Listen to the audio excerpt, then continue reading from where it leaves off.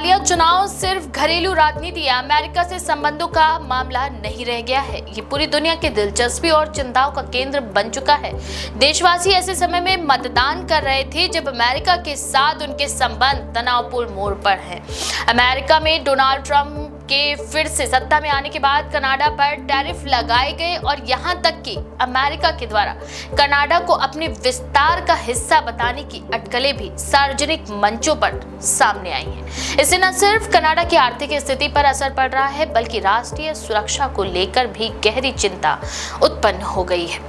इस चुनाव के परिणामों पर नजर सिर्फ अमेरिका के ही नहीं बल्कि चीन, भारत, ब्रिटेन और ऑस्ट्रेलिया जैसे बड़े देशों की भी टिकी रही है। चीन को उम्मीद थी कि ये नया नेतृत्व बीजिंग के साथ संबंधों को सुधारने की दिशा में पहल करेगा। ओटावा में चीन के राजदूत वांग डी ने तो यहां तक कहा कि चीन कनाडा के लिए अवसर है, खतरा नहीं। लेकिन चीन की ये उम्मीद बहुत सहज नहीं दिखती क्योंकि लिबरल पार्टी के नेता मार्क कार्नी ने चीन को कनाडा के लिए सबसे बड़ा सुरक्षा खतरा करार दिया है। कंजर्वेटिव नेता पियरे पोलिवरे ने तो बीजिंग को सीधा निरंकुश शासन करार दिया है। हालांकि चीन सरकार को लगता है कि कनाडाई नागरिकों की स्मृति भी कमजोर है और पिछले विवाद की हुआवेई की मेंग वानझोउ की गिरफ्तारी और 2 कनाडाई नागरिकों की चीनी हिरासत को भुला दिया जाएगा। वहीं दूसरी ओर ब्रिटेन के लिए ये चुनाव एक अध्ययन का विषय बन गया है। लंदन स्थित मीडिया में इसे मेपक लीफ बनाम मागा चुनाव कहा गया है।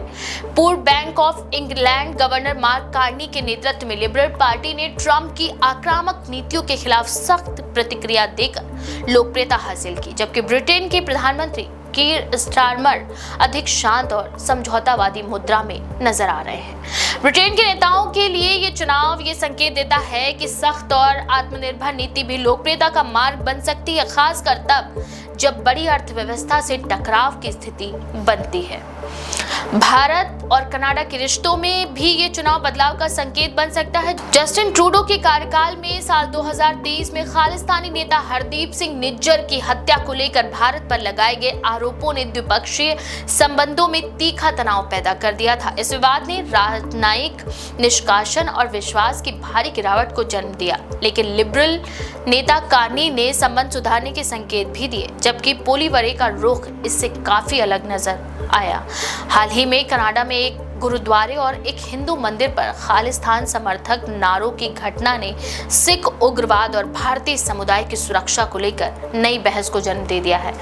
भारत इस चुनाव को लेकर इसलिए भी बारीकी से देख रहा है क्योंकि कनाडा में 18 लाख से अधिक इंडो कनाडियन और करीब 4.27 लाख भारतीय छात्र रहते हैं, जो दोनों देशों के सामाजिक और आर्थिक रिश्तों का बड़ा आधार है। वहीं ऑस्ट्रेलिया में जहां आगामी चुनावों की हलचल अपने चरम पर है, वहां के पर्यवेक्षक कनाडा के घटनाक्रम को उत्सुकता से देख रहे हैं। ऑस्ट्रेलिया और कनाडा के बीच ऐतिहासिक, आर्थिक और कूटनीतिक समानताएं हैं। दोनों फाइव आइज इंटेलिजेंस अलायंस के सदस्य हैं और प्राकृतिक संसाधनों से समृद्ध राष्ट्र है। ऑस्ट्रेलियाई विश्लेषक इस चुनाव को इस दृष्टिकोण से भी देख रहे हैं कि क्या कनाडा की घटनाएं ऑस्ट्रेलिया में भी दोहराई जा सकती हैं। कंजर्वेटिव पार्टी के द्वारा कैनजुक कनाडा, ऑस्ट्रेलिया, न्यूजीलैंड और यूनाइटेड किंगडम व्यापार गठबंधन को फिर से सक्रिय करने का विचार भी इसी परिप्रेक्ष्य में देखा जा रहा है।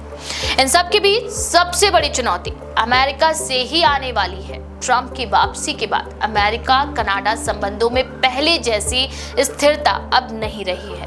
ट्रंप ने जहां खुलेआम कनाडा को 51वां राज्य बनाने की बात कही, तो वहीं कंजर्वेटिव नेता पोलिवरे को मूर्ख करार दिया गया और कहा कि वे लिबरल नेता कार्नी को प्राथमिकता देंगे। हालांकि उन्होंने स्पष्ट समर्थन नहीं जताया।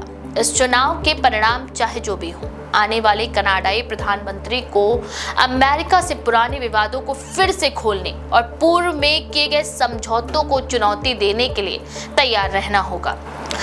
कनाडा के इस चुनाव ने स्पष्ट कर दिया है कि ये सिर्फ एक राष्ट्रीय चुनाव नहीं था, बल्कि वैश्विक महाशक्तियों की दिलचस्पी और रणनीतिक चिंताओं का केंद्र था। चाहे वो चीन की प्रतिक्रिया हो, भारत की सतर्क निगरानी, ब्रिटेन की तुलना या ऑस्ट्रेलिया की संभावित साझेदारी, हर कोण से ये चुनाव बहुआयामी प्रभाव छोड़ता है। अब दुनिया की नजरें इस पर टिकी हैं कि नए नेतृत्व की दिशा क्या होगी। क्या कनाडा वैश्विक मंच पर अपनी स्वतंत्रता और पहचान को बनाए रख पाएगा? ये सवाल उठ रहा है। फिलहाल आपकी इस बारे में क्या राय है, हमें कमेंट में लिखना ना भूलें। ऐसी और भी खबरों के लिए देखते रहिए द पेज 90।